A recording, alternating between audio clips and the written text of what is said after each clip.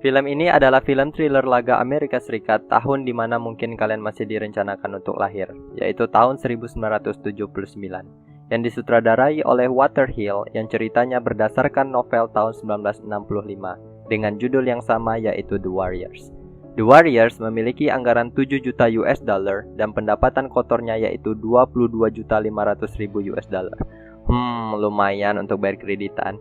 Di sini kita akan sedikit bernostalgia bagi yang masa kecilnya yang dipenuhi kenangan PS2 serta becaka ala-ala geng jalanan. Saya akan mencoba merekap alur cerita yang berjudul The Warriors. The Warriors yang beranggotakan 9 orang, Clint sebagai ketua, Swan sebagai wakil, Ajax and Snow sebagai tukang bogem, Rembrandt sebagai tukang cat, dan anggota lainnya yang banyak karakter dan wataknya. Sebelum menonton lebih lanjut, saya peringatkan bahwa video ini adalah konten full spoiler, yang mana saya sangat menyarankan kalian menonton videonya secara lengkap. Karena menonton secara lengkap, kalian bisa mengambil makna film secara utuh melalui mice and scene film tersebut. Tak perlu berlama-lama, langsung saja masuk ke alur ceritanya.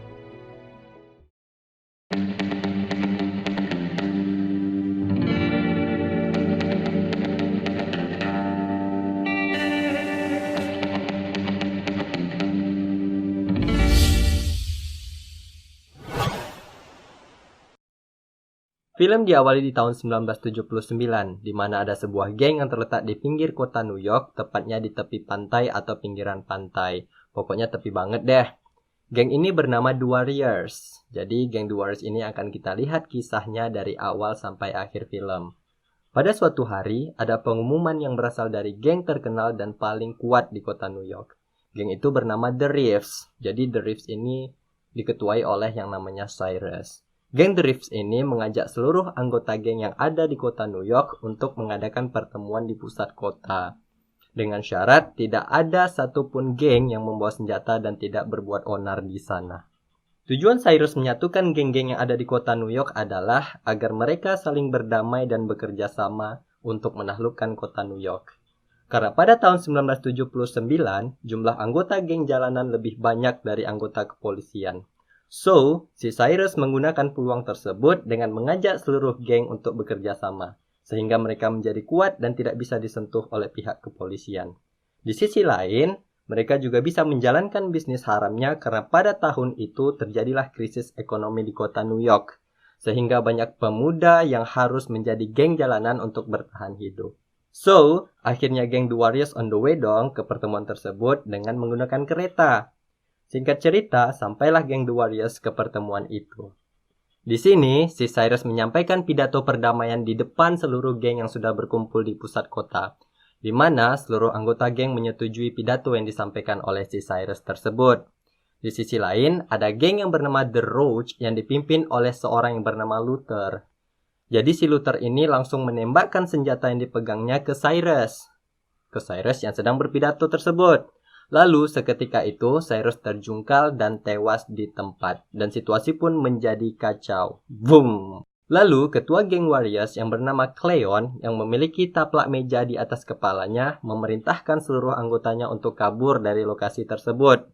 So, Cleon pun ingin menghampiri jasadnya si Cyrus, ingin memastikan apakah si Cyrus ini beneran mati atau tidak. Namun, hal ini menjadi bumerang terhadap si Cleon karena dia menerima fitnah kejam dari si Luther. Jadi si Luther mengatakan kalau Cleon lah yang membunuh si Cyrus. So, fitnah kejam tersebut berhasil memancing emosi anggota geng The Reeves dan mereka pun menggebuki si Cleon. Lagian anggota The Reeves bodoh banget sih, padahal mereka adalah geng terkuat dan geng terpandang, tapi mau saja diprovokasikan oleh si geng si The Roach ini.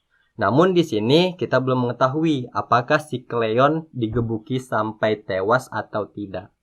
Akhirnya, setelah insiden tersebut, geng Warriors pun berhasil kabur ke sebuah pemakaman. Jadi kan The Warriors tidak ada pemimpin tuh. Kemudian mereka akan memutuskan siapa yang menjadi pemimpin selanjutnya. Tiba-tiba, salah satu dari mereka yang bernama Swan, dia berkata bahwa telah mendapat amanat dari si Cleon jauh sebelum pertemuan itu dilakukan. Jadi Cleon bilang kalau apabila terjadi hal-hal yang tidak diinginkan pada Cleon, maka Swan lah yang maju menjadi pemimpin geng warrior berikutnya. Namun, ada salah satu dari mereka yang bernama Ajax tidak setuju kalau Swan yang menjadi pemimpin, karena dia merasa yang cocok menjadi ketua adalah orang yang jago bogem-membogem. Karena di situ si Ajax ini merupakan orang yang jago banget nih dalam urusan kelahi. Padahal, yang cocok jadi pemimpin itu bukan hanya mengandalkan otot kawat tulang besi saja, tetapi juga harus memiliki kecerdasan dan ahli dalam mengatur strategi. Jadi, anggota geng The Warriors lainnya lebih setuju kalau Swan yang jadi pemimpin, dan menyuruh Ajax berlapang dada untuk menerima Swan sebagai pemimpin geng The Warriors yang baru. Karena sekarang ini geng The Rift telah kehilangan sosok pemimpinnya, jadi mereka langsung membroadcast message nih melalui radio New York. Broadcast message ya, bukan send out lewat SMS. Jadi hal ini dilakukan untuk memviralkan bahwa geng The Warriors lah yang telah membunuh pemimpin mereka. Jadi kepada seluruh geng yang ingin pulang ataupun jalan-jalan, apabila melihat geng The Warriors, mereka harus menangkapnya hidup ataupun mati. Kasian banget nih geng yang telah kena fitnah. Lalu, geng The Warriors bergegas lari ke stasiun terdekat untuk menaiki kereta pulang ke kampung halamannya. Namun sayangnya, saat The Warriors hampir sampai ke stasiun kereta, mereka dihadang oleh Turnbull SC. Atau lebih enak kita katakan geng botak biadab lah ya. Dengan skill kilik-mengkiliknya, mereka berhasil kabur dari geng botak biadab tersebut. Dengan menaiki kereta dan kabur dari lokasi itu. Di tengah perjalanan, tiba-tiba kereta mereka berhenti karena adanya kebakaran. Akhirnya, daripada mereka mati sia-sia di kereta tersebut, mereka memutuskan untuk maraton ke stasiun selanjutnya. Di pertengahan jalan, mereka bertemu dengan geng Orphans. Jadi, geng Orphans ini adalah geng yang paling lemah atau geng yang paling noob di kota New York. Tetapi, dengan kepandaian si Swan, mereka berhasil bernamai dengan geng Orphans tersebut. Dan geng noob itu mempersilahkan geng warrior untuk melewati daerah kekuasaan mereka. Yang aturannya udah berdamai, malah dikompori oleh seorang wanita yang bernama Mercy. Jadi, si Mercy ini adalah girlfriendnya ketua geng Orphans. Mercy ini sengaja mengompori karena dia sudah muak dengan geng Orphans yang terlalu lemah. Makanya dia memanas-manasi ketua geng The Orphans tersebut. Di sisi lain, si Mercy ini jatuh cinta pada pandangan pertama kepada Swan, dikarenakan wajah Swan yang cakep dan rompinya yang eye-catching atau enak dilihat. Kemudian geng The Warriors ini cukup tangguh dan kuat, so terjadilah kecekcokan di tempat tersebut. Swan dengan kecerdikannya melemparkan lampu togok ke arah mobil yang sedang terparkir untuk mengalihkan perhatian si geng The Orphans ini. Dan akhirnya, geng The Warriors berhasil kabur dari daerah tersebut dengan memasuki kereta. Tiba-tiba si Mercy udah ikutan dengan geng Warrior karena dia sudah bosan dengan geng yang lemah tersebut. Ya, mungkin namanya wanita ya, ingin mencari pengalaman yang baru. Kemudian, si Mercy ini juga suka dengan tantangan dan adventure. Yang akhirnya geng The Warriors pun menerimanya masuk ke dalam anggota gengnya, dan mereka pun melanjutkan perjalanannya. Akhirnya, geng The Warriors yang saat ini bersama anggota barunya yang cantik berhasil sampai ke stasiun berikutnya. Sialnya, mereka terciduk oleh polisi yang sedang ronda dan mengincar geng-geng, terutama geng The Warriors. Mereka pun mengeluarkan jurus mengkiliknya lagi dengan berpencar dan nantinya akan janjian untuk bertemu di stasiun yang berada di tengah kota. Hal itu dilakukan agar mereka semua tidak terperangkap oleh polisi. Makanya mereka memutuskan untuk berpencar. Dan ada 3 anggota geng The Warriors yang berhasil kabur langsung menaiki kereta. Di sisi lain, beberapa dari mereka masih berjibaku melawan polisi. Namun, sayang seribu sayang, nasib naas menghampiri salah satu anggota yang bernama Fox. Fox yang sedang berguling-guling manja dengan polisi, terlempar dan mati terlindas kereta. Innalillahi. Geng The Warriors yang kehilangan salah satu anggotanya harus tetap melanjutkan perjalanan. Namun, lagi dan lagi mereka bertemu dengan geng yang bernama The Baseball Furies. Ternyata wilayah tersebut adalah wilayah kekuasaan The Furies. Akhirnya, mereka memutuskan untuk kabur dari geng tersebut. Di tengah pelarian, si Ajax yang jago dalam hal bogem-membogem merasa kesal. Kenapa sih dari tadi kita lari-larian terus? Kenapa nggak kita coba aja melawan mereka? Akhirnya, geng The Warriors pun mencoba untuk melawan geng The Furies tadi. Singkat cerita, mereka pun bisa mengalahkan geng The Furies. Geng The Warriors akhirnya memutuskan untuk kembali ke stasiun yang tadi untuk melanjutkan perjalanan dan bertemu ketiga teman mereka yang duluan sampai di sana. Di tengah perjalanan, mereka melihat wanita cantik yang menggoda Iman sedang duduk di pinggir taman. Di situ, si Ejek yang tergoda dan ingin bercumbu dengan wanita tersebut, ya namanya juga laki-laki kan. Padahal di situ Swan telah menyuruh anggota gengnya tetap fokus untuk pulang ke kampung halaman mereka. Si Ejek yang tidak bisa mengontrol hawa nafsunya tidak mau mendengar kata Swan. Dia pun ditinggal sendirian oleh anggotanya yang lain yang terus melanjutkan perjalanan. Saat si Ejek ingin merayu wanita tersebut, tangannya malah diborgol. Dan ternyata wanita tersebut adalah polisi yang menyamar. Akhirnya si Ejek pun ditangkap dan dipenjara. Mam tuh. Lalu, ketika di lokasi yang berbeda, 3 orang yang saya bilang sudah duluan naik ke kereta ketika mereka memutuskan untuk berpencar, mereka telah sampai duluan di stasiun kota, tempat mereka janjian tadi. Karena mereka telah sampai dan harus menunggu anggota lain yang belum sampai, daripada mereka gabut, mereka sempat melihat wanita yang menggoda Iman memanggil-manggilnya. Ya, namanya juga laki-laki, dan mereka samperin tuh wanita. Geng wanita tersebut mengajak mereka bersilaturahmi ke rumahnya. Sesampai di rumah geng wanita tersebut, mereka mengadakan pesta kecil-kecilan. Dan ternyata saat lagi asyik-asyiknya berpesta, mereka ditembaki oleh geng wanita tersebut. Dan ternyata mereka adalah anggota geng wanita yang bernama The Lizzies. Jadi geng ini telah bersiap untuk menangkap dan membunuh geng The Warriors tersebut. Namun usaha mereka gagal dan 3 orang anggota geng The Warriors berhasil kabur.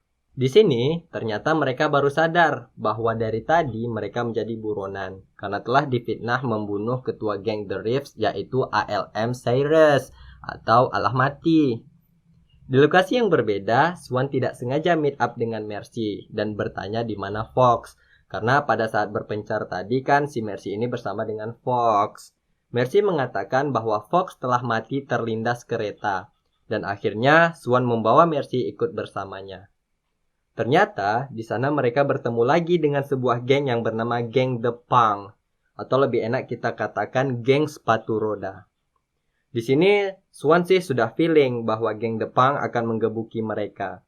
Akhirnya dengan kecerdasannya dia menyusun lagi strategi untuk bersembunyi dan langsung menyerang geng The Punk tersebut. Singkat cerita, mereka berhasil menjungkir balikan geng The Punk berkat strategi yang dirancang oleh si Swan.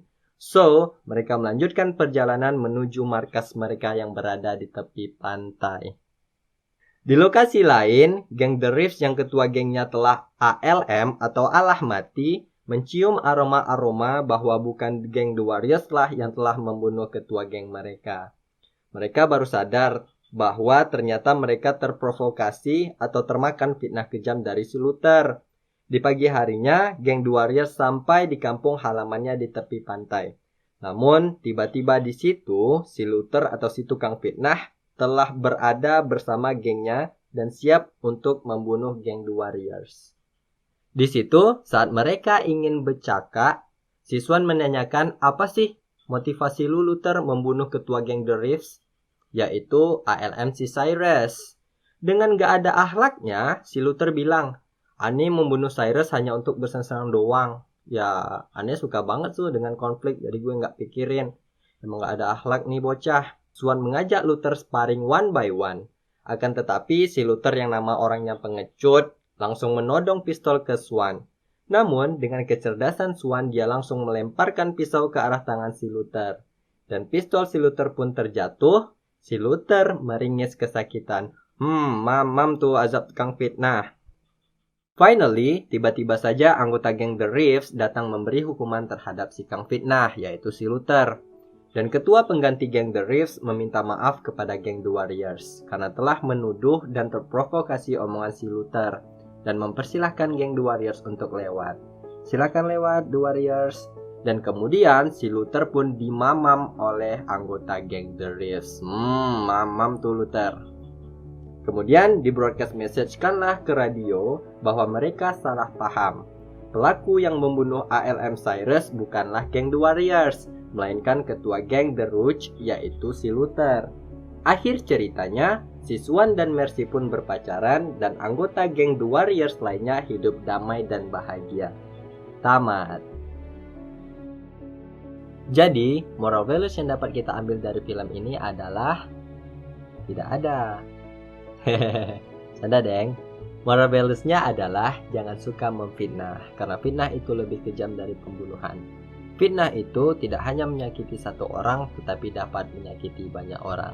Jadi, jauh-jauh dari fitnah ya guys. Oke, apabila kalian memiliki referensi film untuk di-review, kalian bisa menulis komentar di bawah ini. Cukup sekian, dan sampai jumpa di konten berikutnya.